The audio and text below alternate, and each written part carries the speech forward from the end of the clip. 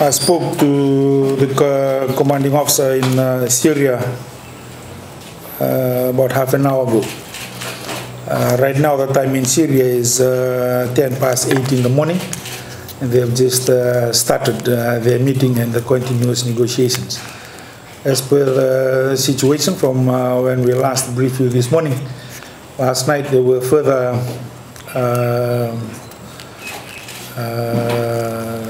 development of the situations in the field bed area, but nothing in our area of operation. We have been left alone the last 12 hours on the whole of last night, speaking on Syrian time. But we have now confirmed, being reassured by the local contacts, which passed information on last night for the force commander, that our men are well. They have not been harmed, and they've been kept in the same position that they once occupied, which is position 27. So at these stage, we are quite confident that none of them have come to any sort of harm, and they have been looked after by the armed group that has held them captive over the last 12 hours. We continuously, or the UN negotiators with our unit commanders in the in Syria, will again use the daylight hours today to continue the negotiations and then confirm the position of our people in position 37. The next 12 hours will be the interesting 12 hours as we try and confirm and verify the assurance given to us by armed elements from last night until this morning, Syrian time.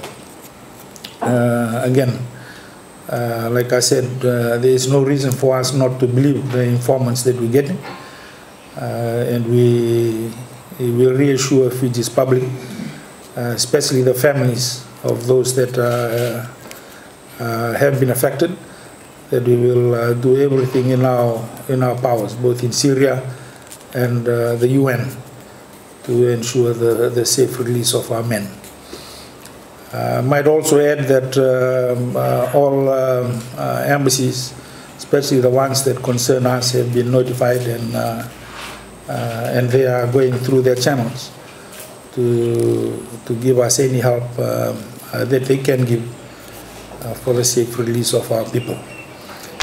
You might also know that the Secretary General of the UN, Ban Ki-moon, has also issued a very strong statement on the capture of our men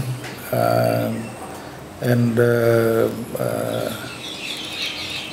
the concerns that the UN has over the UN peacekeepers, whatever nation they are, both in Syria and any other missions.